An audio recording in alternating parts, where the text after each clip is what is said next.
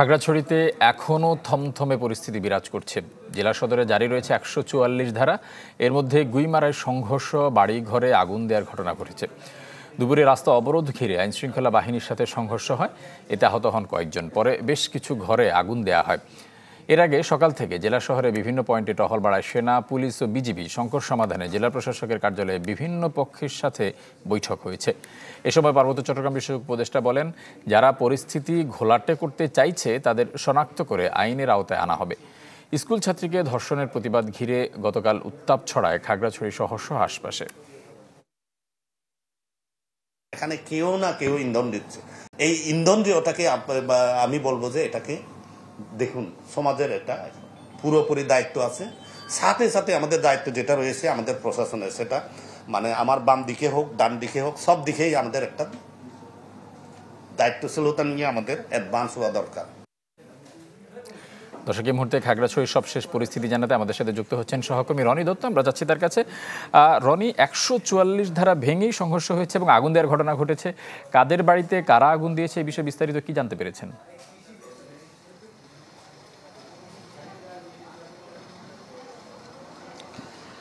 ফারুক, এই ১৪৪ ধারা ভেঙে যে আগুন দেওয়ার ঘটনাটি ঘটেছে সেটি হচ্ছে গুইমারা এলাকায়, এবং সেখানে আসলে যে বিষয়টি আসলে সেখানে এখনো পর্যন্ত অস্পষ্ট এখানে, কারণ এখানে বেশ কিছু ঘটনা এখানে ঘটেছে। সেখানে আমরা যেটি জানতে পেরেছি, কারণ এখান থেকে প্রায় সেটি ৪০ থেকে ৪৫ কিলোমিটার দূরে অবস্থান করছে।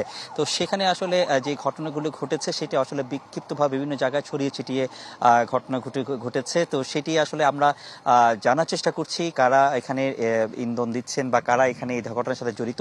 তবে আজকে আমরা যেটা যতটুকু বলতে পারি, আইন শৃঙ্খলা বাহিনীর সদস্যরা কিন্তু সকাল থেকেই যে একটা ভুতুরে একটা অবস্থা এখানে ছিল, আইন শৃঙ্খলা বাহিনীর সদস্যরা তারা কিন্তু প্রত্যেকটা জায়গায় কিন্তু তারা নিরাপত্তার জায়গাটি সেটা নিশ্চিত করেছেন, এবং প্রতিটি মোড়ে মোড়ে গুরুত্বপূর্ণ মোড়গুলোতেও তাদের যে চেকপোস্ট, এবং কেউ ঘর থেকে বের হলে তাদেরকে কিন্তু জিজ্ঞেস করা হচ্ছে, কারণ কোনোভাবেই এখানে এই যে পরিস্থিতি সেটি কিন্তু নিয়ন্ত্রণের বাইরে নেওয়া যাবে না। এবং আজকে প্রশাসন থেকে জেলা প্রশাসনের কার্যালয়ের যে সেই বৈঠকে সেখানেও পার্বত্য চট্টগ্রাম বিষয়ক উপদেষ্টা সুপ্রদীপ চাকমা তিনিও কিন্তু কড়া নির্দেশ দিয়েছেন, যেখানে নিরপেক্ষ থেকে কোনোভাবেই যাতে যেই এখানে সহিংসতা ঘটনা করতে চাইবে তাদেরকে যেন দমন করা হয় সেই নির্দেশনা কিন্তু দেওয়া হয়েছে। এবং তিনি এই অভিযোগ করেছেন যে এখানে কারো উস্কানি রয়েছে, যেসব উস্কানিগুলো সামাজিক যোগাযোগ মাধ্যমে দেওয়া হচ্ছে সেগুলোকে চিহ্নিত করার কথা বলেছেন, যাতে কোনোভাবে কেউ উস্কানিতে পা না দেন সে ব্যাপারেও সজাগ করা হচ্ছে। এবং একই সাথে যে কিশোরদেরকে ব্যবহার করা হচ্ছে সেটিও কিন্তু